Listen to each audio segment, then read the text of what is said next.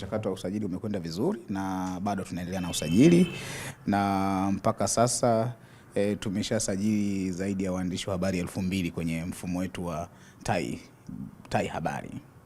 Yeah. Changamoto kubwa ilikuwa ni nini mpaka ikapelekea mkaongeza na muda?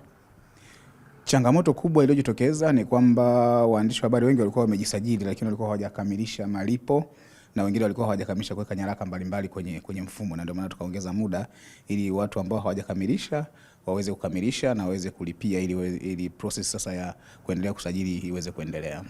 Kwa nini kuna ukomo kwenye usajili ili hali tayari kuna watu ambao wanahitimu vyuo lakini kuna wengine ambao wanaingia kwenye ajira mpya? Hatutakoma kusajili tarehe 28. Na ukisoma vizuri tangazo ni kwamba ni wale wanaofanya kazi sasa ndio wanatakiwa wao wameshajisajili tarehe 28 mwezi huu ndio mwisho wao, lakini mfumo utaendelea kuwa wazi, utaendelea kupokea wale watu ambao wanahitimu kama ulivyosema, na wale watu ambao wataendelea kuingia kwenye taaluma ya habari tutaendelea kuwasajili kawa, lakini wale ambao sasa wako kazini ndio tarehe 28 mwisho, kwa sababu kuendelea kufanya hivyo itakuwa ni kufanya kosa kisheria. Kama unakumbuka ukisoma kifungu cha 19 cha sheria ya huduma za habari kinasema mtu yote hataruhusiwa kufanya kazi za kihabari kama hajasajiliwa na bodi au hajapewa ithibati na bodi ya ithibati ya waandishi wa habari. Kuna wale ambao wapo kwenye tasnia hii ya habari lakini mpaka leo hii hawana cheti ambacho kinawapa wao nafasi ya kuweza kupata usajili kupitia bodi ya ithibati.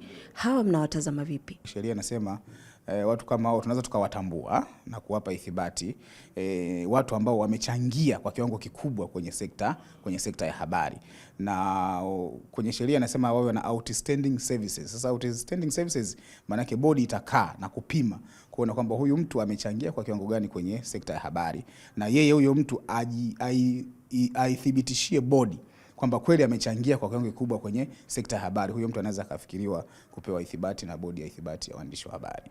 Mmetoa taarifa juu ya wanahabari ambao wamejitokeza kugombea nafasi mbalimbali kwenye uchaguzi mkuu mwaka huu. Kuna mwongozo maalum ambao mmeutoa kwenye vyombo vya habari? Ni kwamba ni kanuni za kisheria ambazo zipo, na hizi kanuni labda niseme tu ni tangazo la serikali namba 775 la mwaka 2020. Ni kanuni za utangazaji wa vyama vya siasa wakati wa uchaguzi ambazo ndio zinaeleza hivyo, na nimesema ni kanuni ya 12G.